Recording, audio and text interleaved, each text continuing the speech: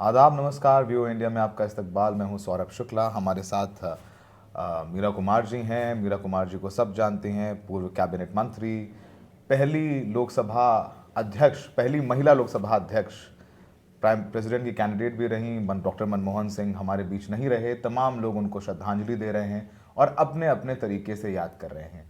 लेकिन डॉक्टर मनमोहन सिंह का एक बहुत मुश्किल दौर है जो मीरा कुमार जी ने अध्यक्ष रहते हुए लोकसभा में देखा है। हम सब ने देखा कि 2009 से 2014 के बीच इंडिया अगेंस्ट करप्शन का वो मूवमेंट 2G और CWG को लेकर के सदन नहीं चल पाता था और वो बहुत मुश्किल जिम्मेदारी मीरा कुमार जी के जिम्मे थी, सदन को कैसे चलाना है। मैम, आपके ओपनिंग कमेंट्स, डॉक्टर मनमोहन नहीं रहे, आप कैसे उन्हें श्रद्धांजलि दे रही हैं? मैं अपने हृदय से बहुत श्रद्धापूर्वक, बहुत विनम्रता से उन्हें अपनी श्रद्धांजलि देती हूँ। और केवल जब मैं स्पीकर थी और प्रधानमंत्री थे उन वर्षों को ही नहीं याद कर रही, मेरा उनसे बहुत पुराना परिचय था और हम दोनों पड़ोसी थे। हमारे घर अगल बगल थे और मैं अक्सर उनके यहाँ जाया करती थी। वो मेरे यहाँ हमेशा आते थे और ये संबंध इसलिए था क्योंकि उनका व्यक्तित्व ऐसा था जो मुझे बहुत ही प्रेरणादायक लगता था। मैं जब भी किसी व्यक्ति से मिलती हूँ तो अचानक मेरे मन में ये भाव आता है कि वो व्यक्ति भेदभाव से ग्रसित है या भेदभाव से ऊपर उठ गया है। और तो मैंने देखा कि डॉक्टर मनमोहन सिंह जी के अंदर तनिक भी, लेश मात्र भी भेदभाव की भावना नहीं है। न धर्म के नाम पर, न जाति के नाम पर, न रंग के नाम पर, न भाषा के नाम पर, न अमीरी गरीबी के नाम पर, किसी चीज़ को लेकर के उनमें भेदभाव की भावना नहीं थी। ऐसा मैंने बहुत कम देखा और इस बात से मैं इतनी प्रभावित हुई तो मैं कहा कि ये मुक्त हो चुके हैं। जो नफ़रत की, घृणा की जो भावना रहती है मनुष्य के अंदर, उससे ऊपर उठ चुके हैं। तो उनमें तो बहुत से गूंथे वीतराग थे। उन्हें कुर्सी का लालच नहीं था, राजनीति में थे और प्रशासनिक कार्य भी उन्होंने किया और उन्होंने वो शिक्षाविद थे, अर्थशास्त्री थे। उनके जीवन, उनके व्यक्तित्व के बहुत सारे पहलू हैं। सबसे बड़ा पहलू ये है कि वो वीतराग थे। उन्हें किसी भी तरह से किसी भी पद का कोई लालच नहीं था और मेरे प्रति वो बहुत स्नेह रखते थे।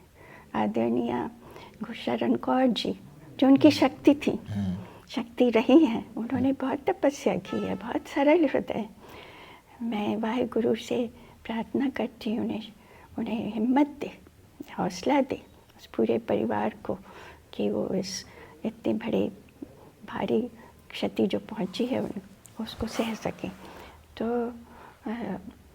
उनको जानना मेरे जीवन की एक बहुत बड़ी उपलब्धि रही है। इट हैज़ एनरिच्ड मी उनको जान करके, डॉक्टर मनमोहन सिंह जी को। बाद में उनके कैबिनेट में हम मंत्री थे तो मुझे सामाजिक न्याय और अधिकारिता मंत्रालय उन्होंने दिया और उन्होंने मुझसे कहा, मीरा जी, सामाजिक न्याय जो है वो हमारी सरकार का चेहरा है, हमारी सरकार की पहचान है, हमारे सरकार का हृदय है, वही मूल मंत्र है हमारी सरकार का, सामाजिक न्याय, कि जो सबसे आखिर में है, इसको कोई पूछता ही नहीं है। दबा कुचला हुआ हाशिए पर जो दलित हैं, जो पिछड़े हैं, जो विकलांगजन हैं, जो वरिष्ठ नागरिक हैं, जो अनाथ बच्चे हैं, इस तरह के जो हैं हमारे यहाँ, उनके लिए हम कितना कर सकते हैं, कितना ज़्यादा से ज़्यादा कर सकते हैं, यही हमारे सरकार की पहचान है। तो ये उन्होंने कितनी, हाउ सेंसिटिव ही वॉज, कितने उनमें संवेदनशीलता थी। मैं ही देख रही थी, सोच रही थी। तो मैंने शुरू में ही आपको कहा कि उनके संपर्क में आने से आई वॉज इनरिच्ड, मैंने बहुत कुछ सीखा। एक वाक़या हमेशा इसका ज़िक्र करती हूँ, आपसे भी कर देती हूँ कि जब मैं स्पीकर बनी तो ऐसा एक परंपरा है हमारे संसद में कि कोई भी ज़रूरी काम पर सलाह मशविरा करनी है तो प्रधानमंत्री हमेशा स्पीकर के चेम्बर में आते हैं जी। स्पीकर कभी भी प्रधानमंत्री के यहाँ नहीं जाते जी। तो उन्होंने फ़ोन किया और वो मेरे चेम्बर में आ गए, हम बातचीत करने लगे। मगर मुझे बहुत संकोच हो रहा था कि इतने बड़े हैं, इतनी बड़ी हस्ती हैं और ये मेरे यहाँ आए हैं। तो फिर दोबारा कुछ ज़रूरी बातें करनी थी।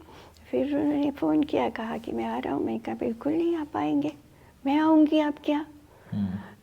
आप नहीं, मैं आ रहा हूँ। मैं कहा आप नहीं आएंगे, मैं आऊँगी आपके यहाँ।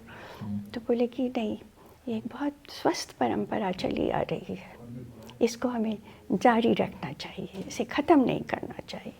तब मैंने सीखा कि जो हमारे यहाँ अच्छा चला आ रहा है पुराने समय से, उसे हमें जारी रखना चाहिए, और जो अच्छा नहीं है उसे ख़त्म करना चाहिए।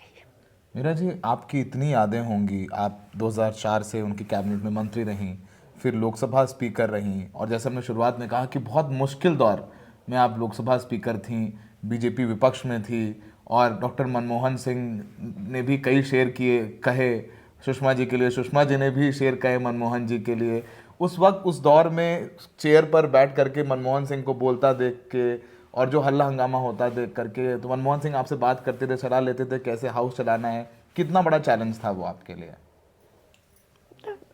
देखिए, एक सबसे बड़ी, दुनिया की सबसे बड़ा जनतंत्र है, और हमारी संसद जो है वो पूरी दुनिया में अपना एक स्थान रखती है। सब बहुत प्रशंसा के साथ हमारे संसद को देखते हैं कि कैसे इतने करोड़ लोगों के प्रतिनिधि वहाँ बैठते हैं और आपस में बहस करते हैं और देश हित में कार्य करते हैं।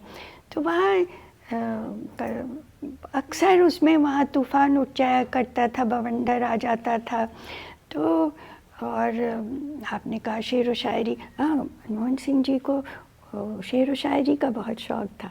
बहुत अच्छी उर्दू जानते थे और बहुत से शेर जानते थे वो।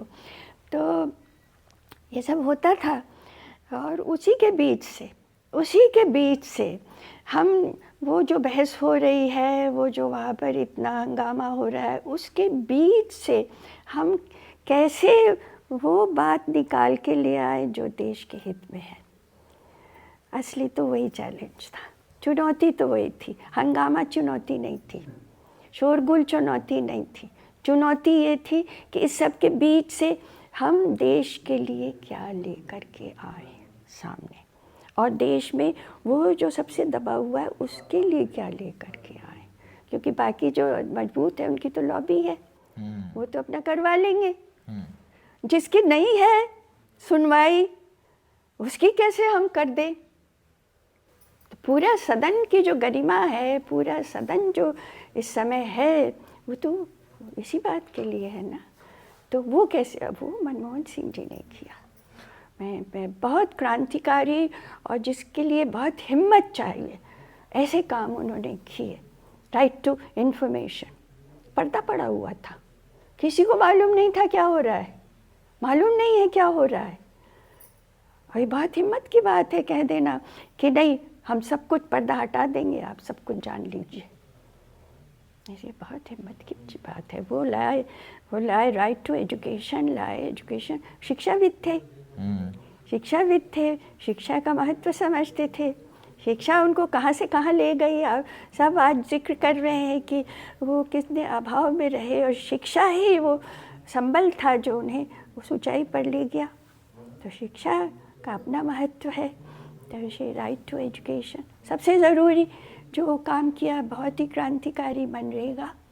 जी। मनरेगा का क्या होता है कि अब ये तो आर्थिक सुधार उन्होंने किया, सभी जानते हैं, वो तो अर्थव्यवस्था को बिल्कुल एक नई नई दिशा दे दी उन्होंने। और एक समय कगार पर थी आर्थिक व्यवस्था, उसको उन्होंने संभाल लिया, वो ही कर सकते थे। तो उससे पहले ये सोच आज भी है वैसे कि अगर हम अर्थव्यवस्था में जो लोगों को अधिक से अधिक धन आ जाएगा और अधिक से अधिक संपदा आ जाएगी, तो वो छन करके परकुलेट हो करके नीचे पहुंच जाएगी, जो गरीब हैं, जो निर्धन हैं उन तक। मगर वैसा होता नहीं था, गरीब गरीब ही रह जाते थे, निर्धन निर्धन ही रह जाते थे, वो छन कर नहीं जाता था। तब उन्होंने कहा मनरेगा ले आए कि ये यहाँ नहीं जाएगा, वो ठीक उन तक जाएगा। वो बहुत बड़ा हाँ, रिवॉल्यूशन बहुत बड़ा कदम था, रूरल इकोनॉमी के बहुत बड़ा कदम था वो कि हम डायरेक्ट करेंगे। तो इस तरह के कदम उठाए उन्होंने, और भी बहुत से उठाए, हम कितने की गिनती कराए, हम 10 वर्ष वो रहे, मगर वो कभी अपना बैलेंस नहीं खोते थे। अपना गुस्सा होते कभी नहीं देखा आपने कि मनमोहन जी गुस्सा हो गए हों कभी? नहीं, गुस्सा होते तो देखा ही नहीं उनको। गुस्सा क्यों होएंगे वो? गुस्सा, उनका जो गुस्सा था वो, देखिए गुस्सा एक होता है जो नकारात्मक होता है। आप चिल्लाने लगेंगे, ये कर चीज़ें फेंकने लगेंगे, ये करेंगे वो करेंगे, नाराज जो जिस पर गुस्सा हो रहे हैं उसको कुछ ना कुछ हानि पहुंचाएंगे। एक दूसरा गुस्सा होता है, आप न चिल्लाते हैं, न शोर मचाते हैं, न जो जिस पर नाराज़ हैं उसको हानि पहुंचाते हैं। जो सबसे ज़्यादा आपकी मदद की अपेक्षा कर रहा है, आपकी ओर देख रहा है, उस पर आप उसको लाभान्वित करते हैं, वो भी गुस्सा का रूप है। वो वाला गुस्सा करते थे। Thank you ma'am, thank you, आपने वक्त दिया। और वो तमाम बातें मीरा जी बता रही हैं कि किस तरीके से वो पड़ोसी थे और दूसरों के घर आते जाते थे। और उन्होंने कभी बोला कि चीखना चिल्लाना जितना आप देखते हैं आजकल पॉलिटिक्स में होता है, वो कभी मनमोहन सिंह नहीं करते थे। सबकी अपनी यादें, और एक बहुत चैलेंजिंग दौर पे मीरा जी ने लोकसभा अध्यक्ष के तौर पर डॉक्टर मनमोहन सिंह को देखा और उन्होंने अपने अनुभव हमसे साझा किए। मैम, हमसे बात करने के लिए बहुत बहुत शुक्रिया। बहुत बहुत धन्यवाद।